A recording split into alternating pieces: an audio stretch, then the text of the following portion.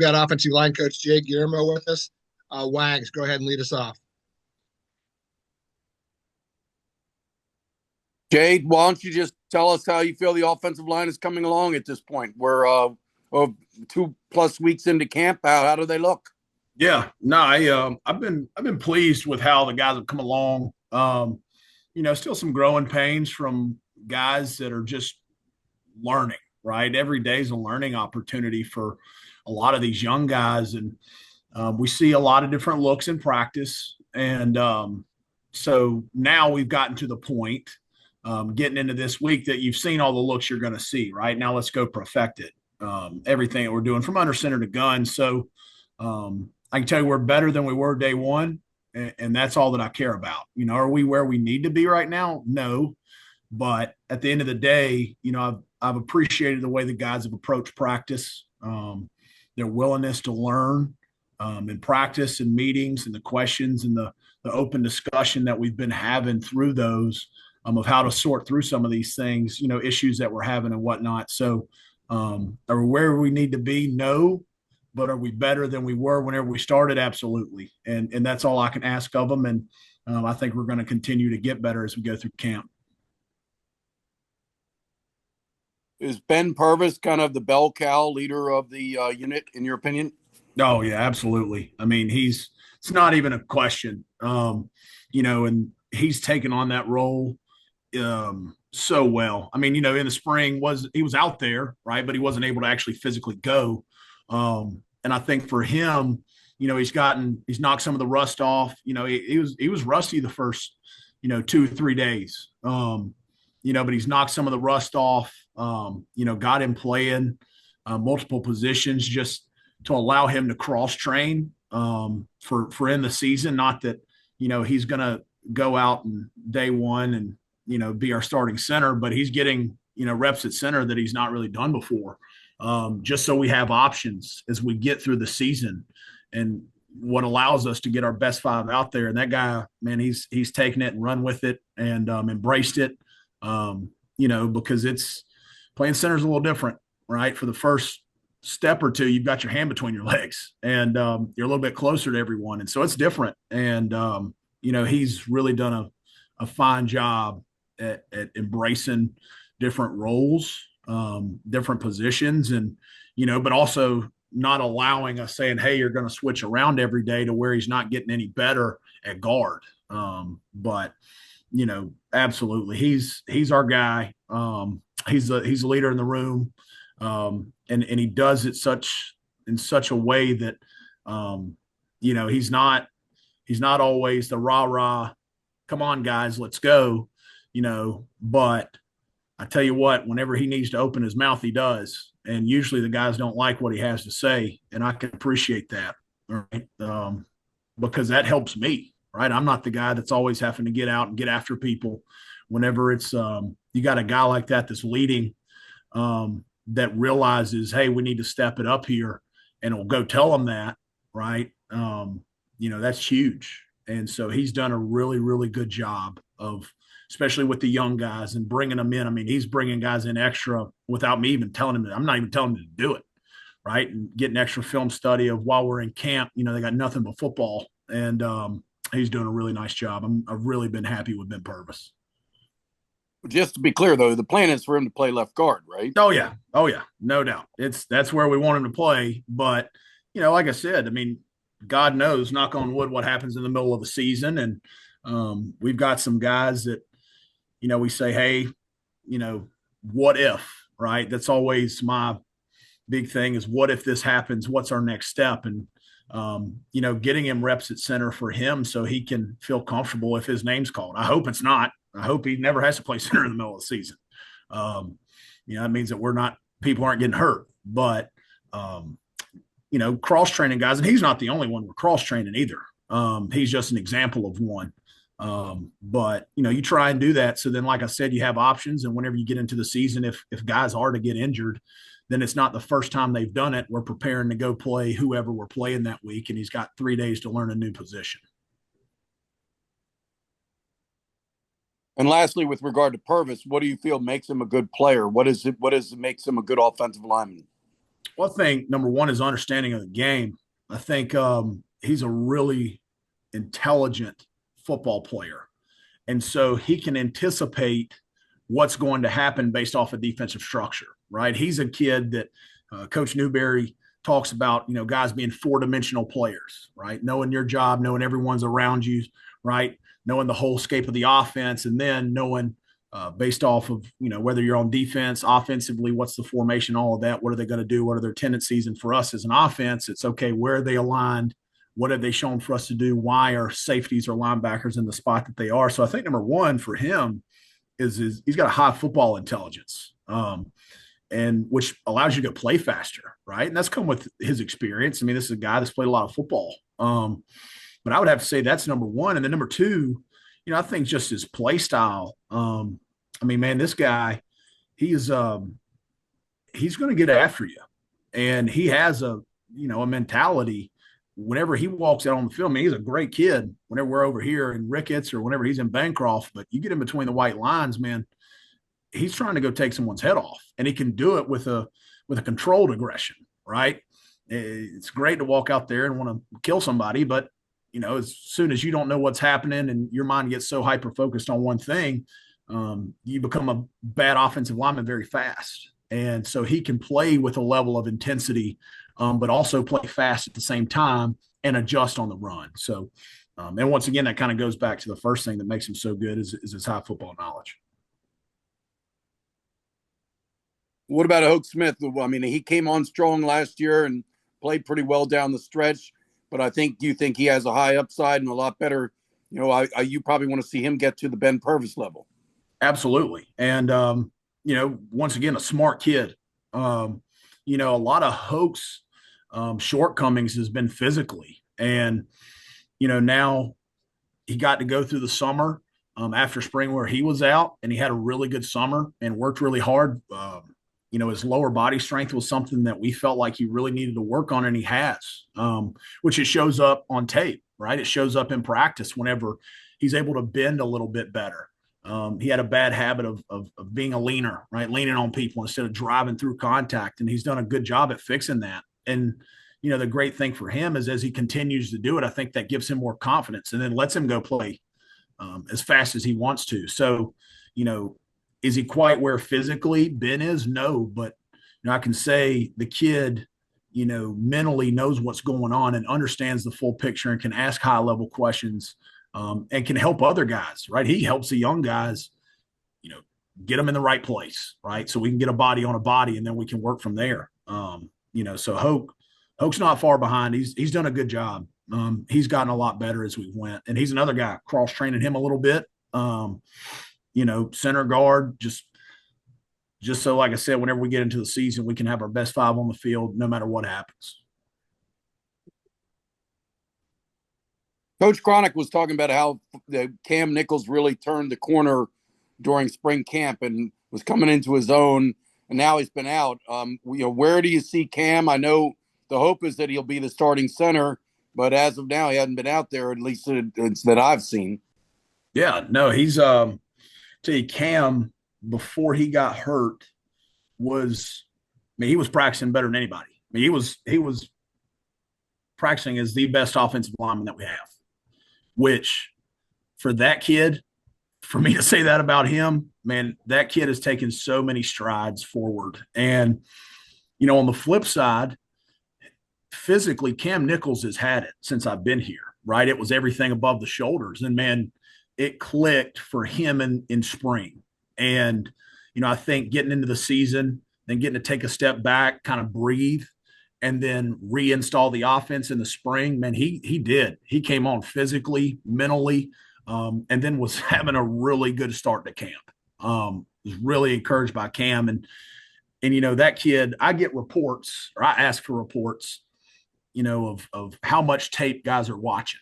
Okay. And I got this report last week, and just showing you who he is and how important it is to him. Though he can't go physically right now, the kid has got 5 hours of tape. That's just on his iPad. He's 2 more hours ahead of the next guy, right? Now he's been not able to get out there at practice. So whenever he's going through, his treatment and everything. Man, he's watching tape, he's learning, he's still in the meetings, he's engaged, he's asking questions. And so obviously, whenever he gets back, the plan is for him to slide right back in at center and knock some of his rust off and let him go. Now that time's determined on everything, but that's completely what we expect is him to come in and be our starting center. And the kid's done a good job with doing what he can with what he's got. Right? It's not his fault that he got injured, but it's where he's at. It's what he's dealt, and I think he's making the best of it. When do you expect Cam back? Depends on how he heals. Possibly for the first game. That's where training room right now is saying that he's possible for the first game. But definitely somewhere early in the season, first 1 or 2 games is where we expect him to be. So in his absence, who's working in there? Is it Asavdo? Yeah, so we've moved Hope down to center, and then Jaylen Asavdo's moved in at right guard.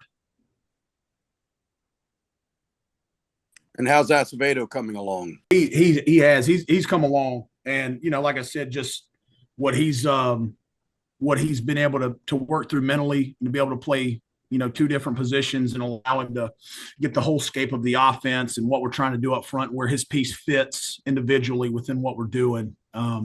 Really happy with that kid. I mean, he's come a long way. Scott Wyckoff. Hey, Coach, how exciting is it to have this group of sophomores that's all coming along? Still a long way to go, but they can potentially really play an important role on this team this year. But it really seems like you got a neat group of sophomores coming along. Yeah, no, that I think the group of sophomores that we have, number one, are so hungry to learn and so hungry to do well. And you can work with that because there's not a ton of having to push guys to want to get reps or to want to go practice. I mean, those kids are excited to go practice. And so whenever you pair that with kids that are good athletes and kids that get it, I mean, it shows us that we have a future, not just for this year. Obviously, that's our focus is this year, but a good future moving forward. And, you've got guys like Jaylen, guys like Jake Polito, guys like Connor Heater, guys like Crowley. I mean, you've got so many of them that are expected to play this year, but at the same time, man, those kids are getting valuable reps. And even, guys like Carmelo Michelle, that he's not going with the first group, but man, that kid's starting to get it, right? And he shows flashes to where you're like, man, you give this kid a few more weeks, get him into the season, and the kid's doing well. And so that entire sophomore class, man, they're so tight and hungry to go learn and play, and they play hard. And it's certainly for me to be able to mold those kids into what I really want, right? And to teach them and not have to get rid of bad habits or things like that. Man, it's really fun and it's really exciting for what we have, not just this year. Like I said, obviously that is our priority, but moving forward, man, how good those kids can be. And what does it mean for the program to have this sophomore class and freshman class coming in to not only have that ability to be molded, but to have that extra size, that extra speed, that extra agility that's kind of new into this offense? Yeah, I mean, it at the end of the day, mass moves mass, right? And we do a lot of different things up front. And so those guys still have to be able to veer release and to scoop, right? And to get into under center combinations. But at the same time, we've got to be able to hold up in gun and gap scheme and zone. And so, I think having larger humans, right, is going to help because you can swallow people up. And that just goes to how guys, have recruited here, how they've recruited. I mean, even before I got here, right, how they've recruited and where those guys had the foresight to see where the program's going. And then us continuing to recruit, guys that fit the mold of what we need now, and it's a very niche deal, right? Because we can't just take a big slob that can't move, right? Because then, well, yeah, they might be able to swallow people up on power, but you're going to ask a 6'8", 350-pound tackle to veer, he's not going to be very good. Okay. So it's very niche of what we're looking for. Guys with size that can run and move. And, you start getting bigger people, you can start sustaining blocks longer. And, it's exciting for the future of our program. What was your biggest takeaway personally as a line coach, getting through the entire season last year and now being able to build on what you learned professionally in this second season? Yeah. I mean, it's, once you go through a season, you get to take a step back as a coach and say, okay, what did I coach well and what did I not? Right? What can I improve on and what can? And to your point, what I got to learn from the option side of football was so large. And so I had the whole picture and knew what it was supposed to look like, but getting to sit there with Coach Jasper through the spring and really take a step back and say, hey, this is exactly what we want to do. And getting on the same page with him and with Coach Cronick on all of that to fundamentally, okay, how can we make ourselves go be better, right? How can I coach it better? What are things that we've done in the past here, and it's broadened my knowledge of the game of football, because that's a beautiful thing about option ball is everything, option still shows up in today's football, right? It just may show up in a different way. Quarterback pulls the ball from the gun, and instead of pitching it, he throws it to somebody down the field, right? There's still triple option elements in a lot of football and that we have in our offense. And so from that, getting more of the big picture, getting more information on what I can do better to help us.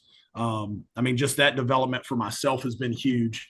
And it kind of takes you back to the basics as a coach and says, okay, did I in the middle of the season get too in depth with things? Did I get too far into things instead of just sticking to the basics, right? Did I try and make things sit there and, all right, we're blocking this look this way instead of coaching schemes? And that's something that, I'm a big proponent of, and we are, is because we do so much, right? Whether it's under center in the gun, this is the scheme, right? We're not just talking plays. We're not just teaching plays. We're teaching schemes. And so getting on the same page and being able to package those even better in how I teach it, and how they've taught it in the past has been huge for me. And I think it's helped the kids, is being able to sit there and give them, here's a cheat sheet and packaging all of our different plays. And this is where this might be different because it's in the gun, but this is under center. But at the same deal, this is this scheme, right? And it's helped me a ton, and I think it's helped the kids. And that's just that's a statement for everyone in our offensive staff, of all of us working together and all of us figuring out ways that we can all come together and be better as a staff to help these kids. Thanks a lot, Coach. Yes, sir. Tim Nolan. Hey, Jay, great to meet you virtually. I wanted to bounce off of Scott's last question. Going into year two, what for you has been the most unique part about coaching at a place like the Naval Academy? Well, I think number one, getting to see a full year of what the kids do, right? And how the year goes. And number one is just being here and truly learning their lives, right? And because you get here in January and you kind of know it, right? You go through the season, you get to learn some things of, time restrictions and things like that, and how more efficient I need to be as a coach. And that's what I've really come to is, I think there were things last year that I could have been more efficient in just teaching, right? Kind of like I was talking about, and figuring those out and saying, okay, how can we give the kids the best possible, scenario to go execute? And so that's number one, is just figuring out their day-to-day lives throughout, maybe spring season, whatever. Right. And so that's number one. Number two, I think it's been a lot of fun just to, once again, we do a lot of different things on offense, and really getting to see, man, what all can they retain? And, wouldn't be able to run this offense everywhere I've been. Okay. Don't have smarter kids is what we have. All right. These kids are intelligent now. Sometimes it gets a little frustrating because they might be too smart for their own good, but at the end of the day, I think those are the biggest things that I've learned. Or the biggest thing is just, because I've always felt like I've been a pretty efficient coach, but whenever you have some time restrictions, and with what all we're doing, you really have to take a step back and I think it's lazy coaching whenever coach, well, they just can't get it. I just can't do it. And you make excuses. Well, none of us are it is what it is, right? And you're either getting better or you're getting worse, right? And that's the same thing for coaches. Like, we can't say that for the kids and preach to our players, hey, you got to find out a way to figure it out. You got to do this, you got to do that. Well, I got to do it too, right? And, I think sitting there and being able to do that is a lot of what I've learned to be able to help these kids go execute and make it as simple as possible for them. And how do you cut down on that gap? Because Coach Newberry and others have talked about in this offseason how there are going to be teams you face this year that are just playing either more talented or bigger, especially in the trenches. How have you tried to close that gap this offseason? Well, number one, it starts in the weight room and those kids working in the weight room. Because at the end of the day, like I said, mass moves mass, right? You got to have big people to move big people, right? And we got to get our guys as big and as strong as physically possible. And Jim Carizzi has done a hell of a job in the weight room, and those kids buy into it, right? There's one thing to have a great program, but not, that you've programmed in the weight room and great lifts and all this, but not inspire the kids to do it, right? And that's what I think he does so well, as I've heard all these kids talk, is not only can he program, right, and say, hey, this is what we need to do day to day to be better and to get these kids stronger and to get them faster and to work on deficiencies. But two, whatever you're coaching, you have to inspire those kids to want to go do hard things. And he does that, right? Now, I think where we're at, kids don't have to inspire them a ton, right? But not every kid's walking into a practice or walking into a workout every morning just fired up, ready to go, right? I mean, we're all human. And so he does a great job of keeping them engaged and teaching them why they're doing what they're doing. So number one, I think in the off season, that's been huge, is in the strength and conditioning department. And then, going back to how good of a leader Ben has been, that guy, and we have, days where they're off. We're like, hey guys, y'all don't have anything to do.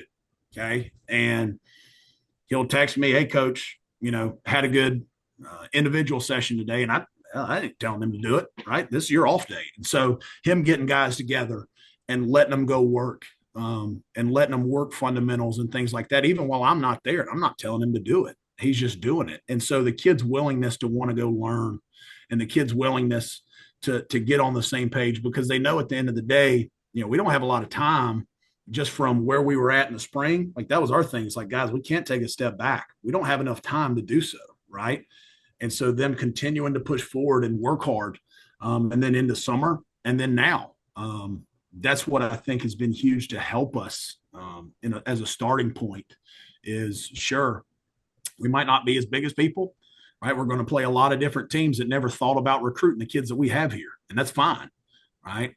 But we're going to play with an edge. We know how hard we worked. We know who we are, right? And we're going to go show it on Saturdays. So I hope that answers your question, but that's kind of what I think's been big for our kids up front. Absolutely. And lastly, from me, you got the tattoo on your left bicep. I mean, what are some similarities that this team has? You know what a college football playoff squad looks like. What are some similarities, perhaps, that this Navy football team, this particular team, has to those you've been a part of in the past? I think number one is leadership. I mean, it may sound like coaches speak, but it's true, right? Is leadership. And it's having kids that now they've seen success. It can go one of two ways. You can sit there and you can say, well, we know what we did last year. That was great, man. We got all these kids coming back. And the kids can say that, and they can sit there and say, well, hell, we had a good season last season. We know what it is, right? Or you can have kids that sit there and say, well, how much better can we be? And why not us, right? Why can't we go to the playoffs? Why can't we go win a playoff game? Why can't we win the conference, right? And that's number one, is the leadership within our program has bought into being better. And that's something that, I thought just sitting down after summer and after OTAs and everything, man, those kids were not satisfied. They weren't okay with what we did last year. And that's that's something to talk about, right? I mean, Coach Newberry said it. This is a new team. nothing carries over from last year. And those kids understand that. And it's not just up front, man. I mean, we've got a lot of really, really, really good leadership on this team. And so that's number one, right? Guys that are hungry to get better because they all know that there's something that they can improve on. And then two, I think it's consistency within how we work, right? You have to show up every day, and every rep has to be a game rep. Every rep is life or death. Now, we say that, and it's not, okay, fear of failure. Oh my God, I can't screw up. It's saying, hey, brother, I'm going to come out. I'm going to come out of my stance. I'm going to, in the pass pro, in the run game, whatever it is. And this is a full on rep. May it be, unit period where we're going on scouts. May it be against the defense. May it be in individual drills, right? The consistency of work and not confusing activity with accomplishment, right? Because some people do that and they go out and they say, well, hell, we're out at practice. We're working hard. I'm sweaty. Yeah. Okay. You're running around here, but you're not getting anything done. There's a lack of attention to detail in what we do. Those are the two biggest things that I see in similarities. Offensive and defensive side of the ball. I mean, because Landon Robinson, I mean, that dude, it's game day every day, right? And so he's making us better from him sitting there and saying, all right, I'm getting on all these watch lists and this and this and this, but I'm still going to go work and I'm still going to go be me because there's things I can do better. Well, that trickles over, just even that one specific scenario trickles over to the offensive line, because if we're not on our P's and Q's and we don't see it as a game rep, you're going to get embarrassed. And these guys have enough pride about them to want to go put great things on tape because they know who they are as a football player. You can have all these great sayings, right? But I heard this quote a few days ago, but culture isn't what you say it is. It's not what you talk about. Culture is what you put on tape, right? And so if you're lackadaisical and we look on the tape and you're playing slow, right? You're playing lackadaisical. Well, then that's who you are, right? If you're soft, it's going to be on the tape. And so that's what I think everyone from the full team, not just up front, man, has been so special and what I think is going to allow us to be better, and have the opportunities to go win some games. Thank you. Absolutely. All right, thanks a lot, everyone. Our time's up.